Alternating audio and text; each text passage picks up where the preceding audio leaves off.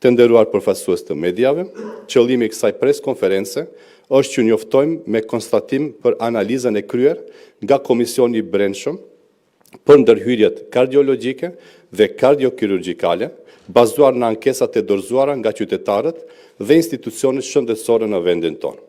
Siç e dini, që nga dita e parë jemi udhëhequr nga parimet e transparencës dhe llogaridhënies, dhe pikërisht për këtë arsye, gjatë periudhës së kaluar, kemi ndërmarrë disa masa për analiza dhe vlerësime të situatës në mënyrë që sot të mund t'ju paraqesim rezultatet e para të punës së komisionit profesional.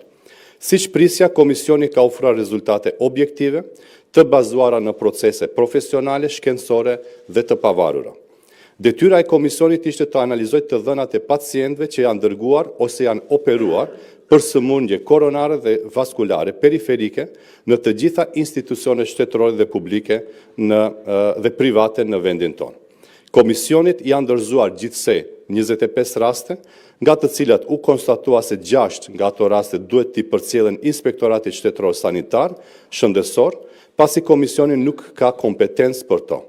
Janë analizuar 19 raste dhe nga ato 19 raste, 10 prej tyre komisioni ka konstatuar se operacionet janë kryer pa nevojë ose pacientët janë referuar për operacion pa indikacione të mjaftueshme. Ju falenderit për vëmendjen.